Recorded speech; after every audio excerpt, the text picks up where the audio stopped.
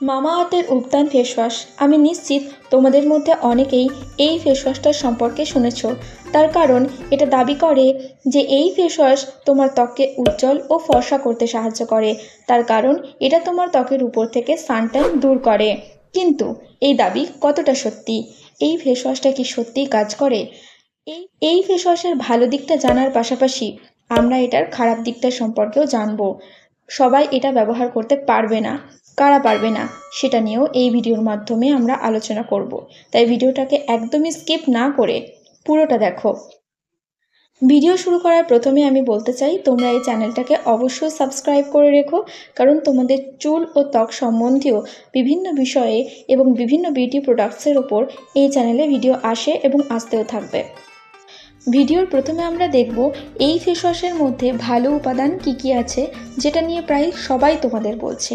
তো এর মধ্যে রয়েছে হলুদ, কেশর, ক্যারট সিড অয়েল বা গাজরের যে বীজ হয় তার তেল, এছাড়া walnut beads, liquorice extract, পাচুলি oil, যেগুলো উল্লেখযোগ্য প্রাকৃতিক উপাদান যা তোমার ত্বকের বিভিন্ন উপকারে কাজে লাগে। যেমন ধরো, হলুদ তোমার ত্বককে ফর্সা করতে, উজ্জ্বল করতে সাহায্য করে, কারণ এটা একটা খুব ভালো অ্যান্টিঅক্সিডেন্ট।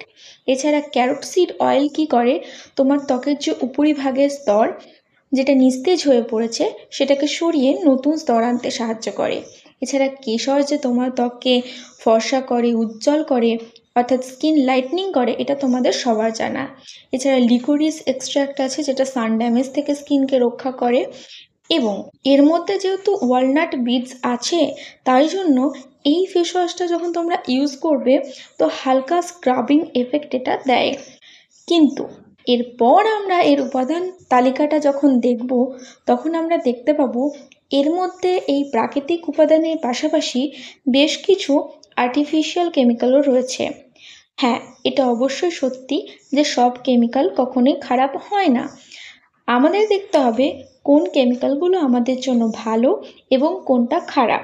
তাই আজকের এই face wash, Mamaearth Ubtan face ওয়াশের ইনগ্রেডিয়েন্ট লিস্ট চেক করার পর যে উপাদানগুলো নিয়ে আমার একটু অভিযোগ আছে সেটাই তোমাদের সাথে আমি এবার শেয়ার করব। এই ফেস ওয়াশের পিছনের দিকটা চেক করলে যে ইনগ্রেডিয়েন্ট লিস্ট আছে সেখানে তোমরা দেখবে এর মধ্যে রয়েছে বেশ কিছু এসেন্সিয়াল অয়েলস, যেমন carrot seed oil, orange oil, ইয়াংনাং অয়েল, পাচুলি অয়েল।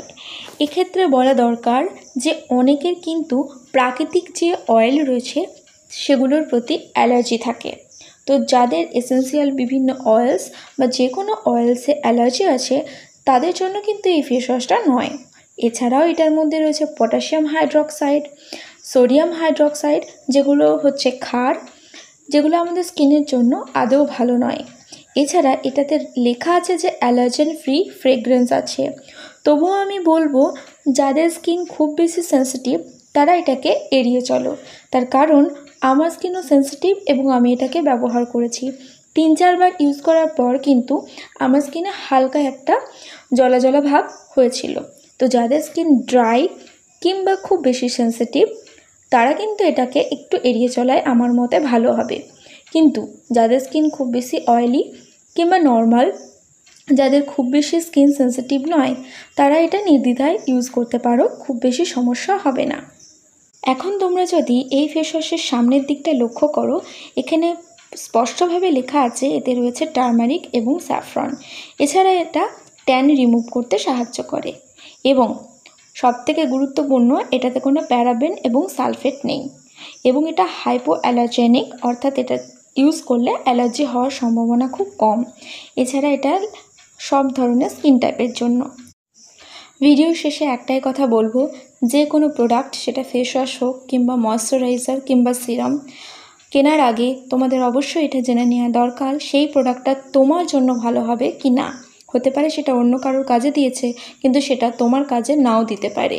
তাই সেটার ইনগ্রেডিয়েন্ট লিস্ট চেক করে বুঝতে না পারলে আমাকে তোমরা কমেন্ট বক্সে জিজ্ঞাসা করতে পারো, আমি অবশ্যই উত্তর দেব।